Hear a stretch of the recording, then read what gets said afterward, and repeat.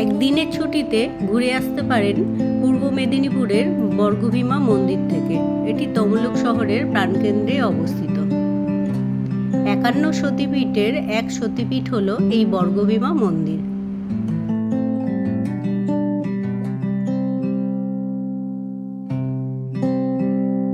মন্দির প্রাঙ্গণটি খুবই সুন্দর, ঘুরে দেখতে বেশ ভালোই লাগবে।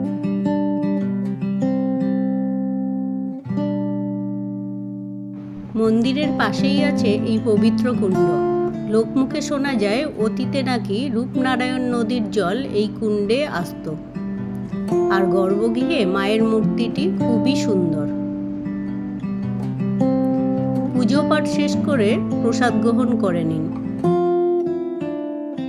সকাল 11টার মধ্যে কুপন কেটে রাখলে এই প্রসাদ গ্রহণ করা যায়। প্রসাদে ছিল ভাত, শুক্তো, ডাল, আলু ভাজা, একটা সবজি, মাছের ঝোল, আমের চাটনি আর পায়েস। অপূর্ব তার স্বাদ।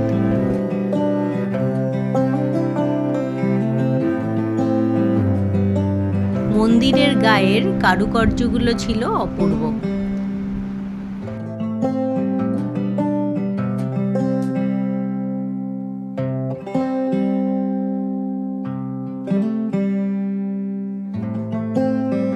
বর্গভীমা মন্দিরে দর্শন সেরে এবার চলে যান 16 কিলোমিটার দূরে মহিষাদল রাজবাড়ি দেখতে।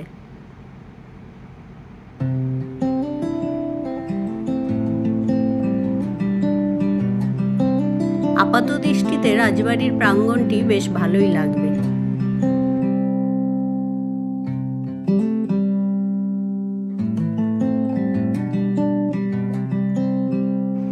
রাজবাড়ির ভিতরে একটি ছোট মিউজিয়াম আছে। 20 টাকার বিনিময়ে টিকিট কেটে সেই মিউজিয়াম দর্শন করুন। তবে ফটোগ্রাফি অ্যালাউ নয় ভিতরে।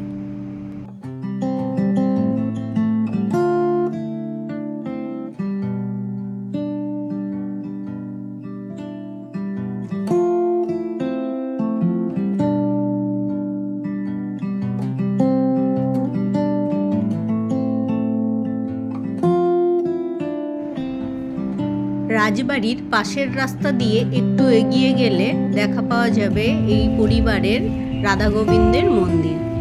মন্দির চত্বরটিও বেশ সুন্দর।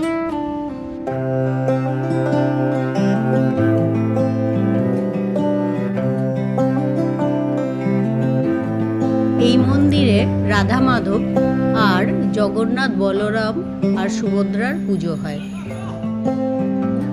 একটা দিন বেশ সুন্দরভাবে কাটিয়ে এবার বাড়ি ফেরার পথ ধরুন।